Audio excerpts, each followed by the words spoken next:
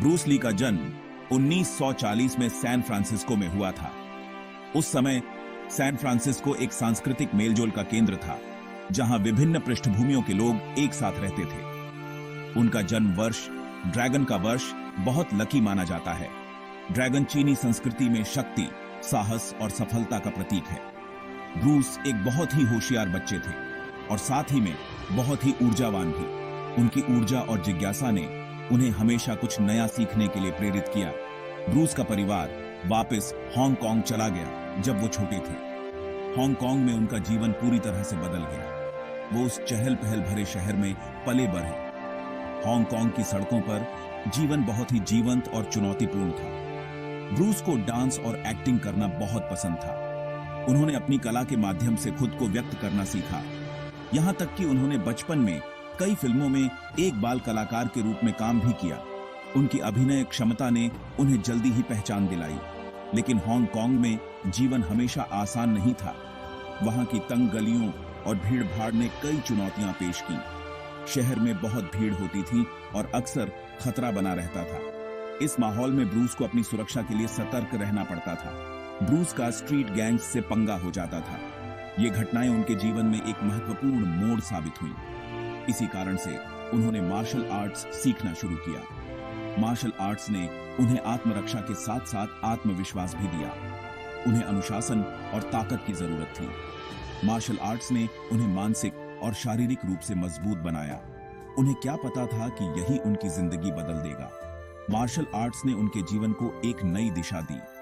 Bruce Lee का सफर शुरू होने वाला था। यह सफर न केवल उनके लिए बल्कि पूरी दुनिया के लिए प्रेरणादायक साबित हुआ। ब्रूस ली ने 13 साल की उम्र में विंग चुन कुंग फू सीखना शुरू कर दिया था। यह एक बहुत ही महत्वपूर्ण मोड़ था, जिसने उनकी पूरी जिंदगी को बदल कर रख दिया। उनके गुरु बहुत ही प्रसिद्ध मास्टर थे, जिनका नाम था आईपी मैन। आईपी मैन ने ब्रूस को न केवल कुंग फू की तकनीकें सिखाई, बल्कि उन्हें अनुशासन और आत्मसंयम का महत्व भी समझाया। ब्रूस एक बहुत ही समर्पित छात्र थे। वे हमेशा अपने गुरु की बातों को ध्यान से सुनते और उन्हें अपने जीवन में लागू करने की कोशिश करते। वो हर रोज घंटों अभ्यास करते थे। उनकी मेहनत और लगन का कोई मुकाबला नहीं था। वे अपने हर मूव को परफेक्ट बनाने के लिए बार बार अभ्यास करते। ब्रूस का नेचुरल आर्टिस्ट बना दिया, पर ब्रूस का रिबेलियस नेचर उनके गुरु को परेशान करता था। वे अक्सर नियमों को तोड़ते और अपनी मर्जी से काम करते। वो अक्सर स्ट्रीट फाइट्स में पड़ जाते थे। उनकी यह आदत उनके गुरु के लिए चिंता का विषय बन गई थी। उनके गुरु को चिंता होती थी कि कहीं इससे विंग चुन की कला को धक्का न पहुंचे। आईपी मैन चाहते थे कि ब्रूस अपनी ऊर्जा को सही दिशा में लगाए। इसके बावजूद मार्शल आर्ट्स के लिए ब्रूस का पैशन और बढ़ता गया। वे हर दिन और भी ज्यादा मेहनत करने लगे।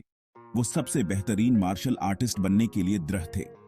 उनकी यह दृढ़ता और समर्पण उन्हें एक महान योद्धा बनाने की दिशा में ले जा रही थी। 18 साल की उम्र में ब्रूस वापस अमेरिका चले गए। वो एक नई जिंदगी की तलाश में थे, एक ऐसी जिंदगी जो उन्हें अपने सपनों को पूरा करने का मौका दे सके। वो एक नई शुरुआत करना चाहते थे। उनके मन में एक दृढ़ निश्चय था कि वो कुछ बड़ा करेंगे, और वो मार्शल आर्ट्स के प्रति अपने प्यार को भी दुनिया से बांटना चाहते थे। उनके लिए मार्शल आर्ट्स सिर्फ एक खेल नहीं, बल्कि एक जीवन शैली थी।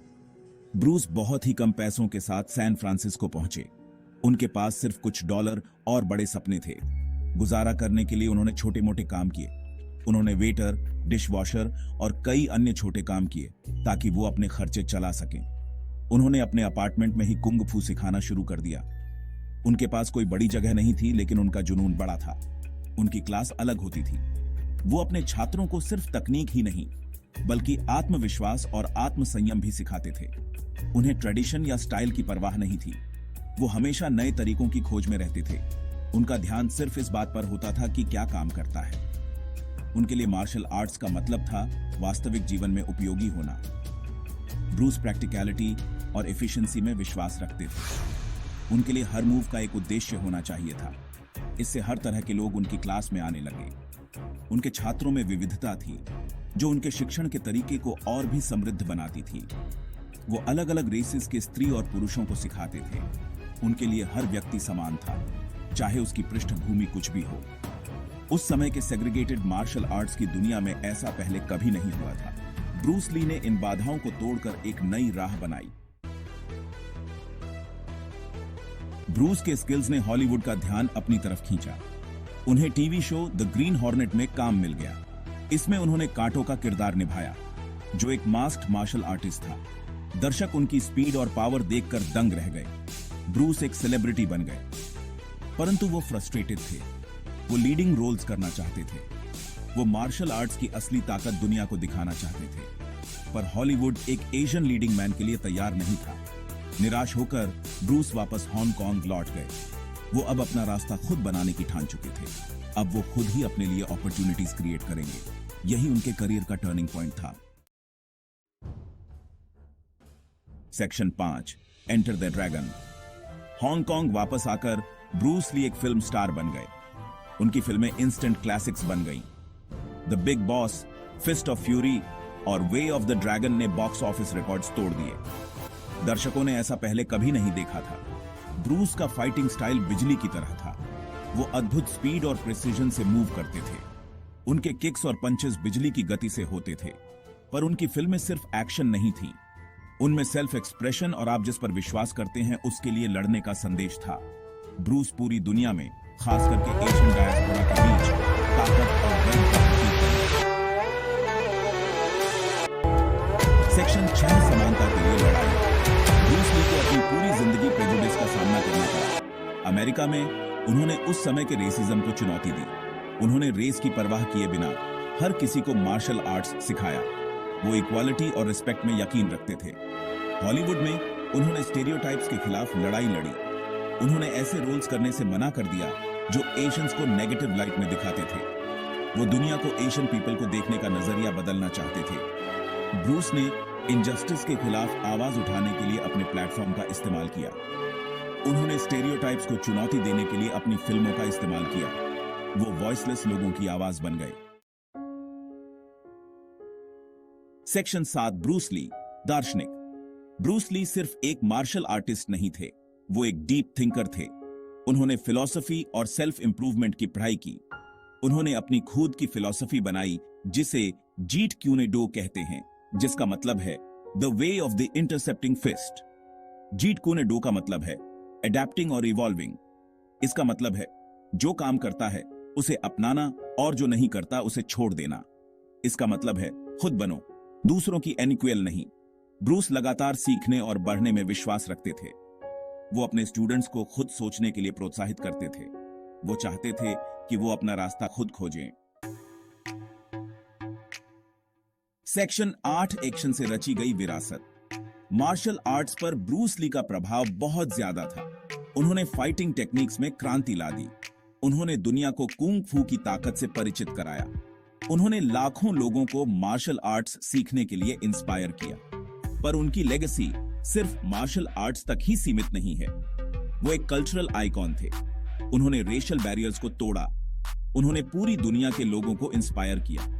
उन्होंने दिखाया कि हार्ड वर्क और डिटर्मिनेशन से कुछ भी मुमकिन है। सेक्शन 9, बहुत जल्दी चले गए। बहुत ही दुख की बात है कि ब्रूस ली का देहांत बहुत कम उम्र में, सिर्फ 32 साल की उम्र में हो गया। उनका निधन अचानक और अप्रत्याशित था। पूरी दुनिया ने एक लेजेंड को खो दिया। वो अपने पीछे अपनी पत्नी और 2 छोटे बच्चों को छोड़ गए। उनके निधन के सर्कमस्टेंसेस पर आज भी बहस होती है। कुछ लोगों का मानना है कि उनकी मौत दवाई से हुई एलर्जिक रिएक्शन की वजह से हुई, जबकि कुछ लोगों को फाउल प्ले का शक है। कारण चाहे जो भी हो, उनका जाना एक बहुत बड़ा नुकसान था। सेक्शन 10, ब्रूस ली का स्थायी प्रभाव। अपनी छोटी सी जिंदगी के बावजूद दुनिया पर ब्रूस ली का प्रभाव अनडिनायबल है। उन्हें ऑल टाइम के सबसे इन्फ्लुएंशियल मार्शल आर्टिस्ट में से एक माना जाता है। आज भी लाखों लोग उनकी फिल्मों का आनंद लेते हैं। उनकी फिलॉसफी आज भी लोगों को इंस्पायर करती है। वो एक ऐसे लेजेंड हैं जिनकी स्पिरिट आज भी जिंदा है। ब्रूस ली की कहानी हमें याद दिलाती है कि एक इंसान फर्क ला सकता है। उन्होंने हमें दिखाया कि करेज, डिटर्मिनेशन और खुद पर भरोसा करके हम कुछ भी हासिल कर सकते हैं। सेक्शन 11, ड्रैगन की आत्मा आज भी जिंदा है। ब्रूस ली की लेगेसी सिर्फ उनकी फिल्में या उनके मार्शल आर्ट्स स्किल्स नहीं है, बल्कि ये उनकी स्पिरिट है, उनका खुद पर अटूट विश्वास, अपने क्राफ्ट के प्रति उनका डेडिकेशन, जिंदगी के प्रति उनका पैशन।